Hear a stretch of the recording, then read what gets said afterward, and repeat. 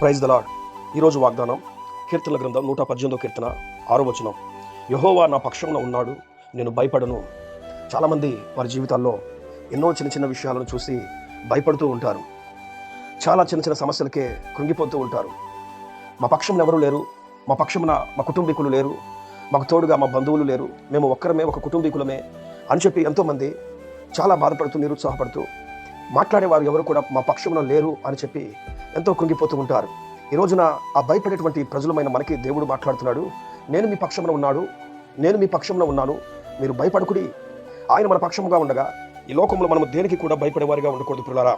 Bible గ్రంథంలో మీరు చూసినట్లయితే ఇశ్రాయేలు ప్రజలు మోషే నాయకత్వంలో వాళ్ళు వెళ్తున్నప్పుడు ఎర్ర సముద్రంలో నుంచి వారు దేవుడు అద్భుతంగా 2 పాయలుగా చేసి నడిపిస్తూ ఉన్నప్పుడు ఆ ఎర్ర సముద్రంలోనికి ఈ యొక్క ఐగుప్తి ప్రజలు, ఐగుప్తి సేన, ఫరో యొక్క రథాలు అన్నీ కూడా వచ్చేసినవి. వాళ్ళు ఎంతగానో వెంబడిస్తూ ఉన్నప్పుడు దేవుడు అక్కడ ఒక గొప్ప కార్యం చేశాడు. వారు నడుపుతూ ఉండగా రథాలు, వారి రథ చక్రాలు ఊడిపోతున్నట్టుగా వారు గమనించారు. బహు కష్టముగా వారు రథాలను తోలుతున్నారు. అప్పుడు వారిలో వారు ఒకరికొకరు మాట్లాడుకుంటూ వారు అంటున్నటువంటి గొప్ప మాట ఏంటో తెలుసా? మనము తిరిగి వెనక్కి వెళ్ళిపోదాం పదండి, ఎందుకంటే యెహోవా, వారి దేవుడైన యెహోవా వారి పక్షముగా యుద్ధము చేస్తున్నాడు అని చెప్పి నిర్గమకాండము 14వ అధ్యాయం 25 నుంచి మీరు చూసినట్లయితే అక్కడ మాట్లాడుతూ ఉంటారు. వారి పక్షముగా యెహోవా యుద్ధము చేస్తున్నాడు కాబట్టి మనం వెనక్కి వెళ్ళిపోదాం పాండి అని చెప్పి ఎంతో భయపడుతూ ఉన్నారు పిల్లరా. ఇశ్రాయేలు ప్రజలు ముందు వెళ్తుంటే శత్రువు వెనకాల వస్తున్నాడని వారు భయపడుతూ ముందుకు వెళ్తున్నప్పుడు దేవుడు అద్భుత కార్యం చేసి గొప్ప కార్యంతో వారిని ముందుకు నడిపించాడు. దాతోను గృహంలో ఎలీషా ఉన్నప్పుడు అతన్ని పట్టుకోవడానికి సిరియా సైన్యాధిపతి అనేక మందిని తీసుకుని వచ్చినప్పుడు ఆ సిరియా రాజు, సైన్యాధిపతులు, అక్కడ ఉన్నటువంటి సైనికులు అందరూ కూడా పొదల్లో దాక్కుని బయటికి ఎప్పుడు వస్తారా, లోపల ఎంతమంది ఉన్నారని చెప్పి ఆరాధిస్తూ ఉన్న సందర్భంలో ఎలీషా ప్రవక్త చక్కని మాట చెప్తున్నాడు. ఏంటో తెలుసా?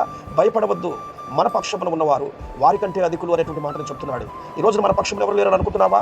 మన పక్షంలో డబ్బు లేదని అనుకుంటున్నావేమో, మన పక్షమున మంది మార్పులం లేదని అనుకుంటున్నావేమో, మన పక్షమున సైనికులు లేరనుకుంటున్నావా, మన పక్షమున ఆయుధ సామాగ్రి లేదనుకుంటున్నావా? కానీ మన పక్షంలో ఉన్నవారు వారి కంటే అధికులైన వారు ఉన్నారు.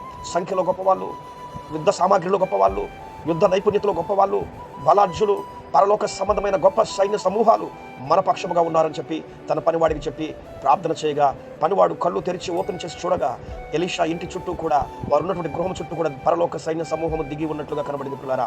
ఈ రోజు నీ వాక్యం పెట్టిన ప్రతి సహోదరి సహోదరుడా, నీ పక్షమున ఎవరు లేరు నువ్వు అనుకుంటున్నావేమో, కానీ ఆరాధించుతున్న దేవుడు మన పక్షమున ఉన్నాడు. భయపడవద్దు. ఆయన మన పక్షముగా ఉండగా మనము ఒంటరి వారము కాము. ఆయన మన పక్షముగా ఉండగా మనము కృంగిపోవాల్సిన అవసరం లేదు. దేవుడు మీ పక్షముగా ఉండి మిమ్మల్ని ధైర్యపరిచి ప్రతి విషయంలో కూడా మీకు తగిన సహాయం చేసి ఆదరించును గాక. ప్రేమ కలిగిన తండ్రి, గొప్ప దేవుడు యేసయ్యా, ఈ వాగ్దానం ఎంతమంది అయితే విన్నారో వారి జీవితాల్లో అద్భుతమైన కార్యం చేసి వారి పక్షముగా నీవు నిలబడి అద్భుతమైన మేలుతో నడిపించమని ప్రార్థిస్తూ యేసు నామములో ప్రార్థించి వేడుకుంటున్నాం తండ్రి. ఆమేన్.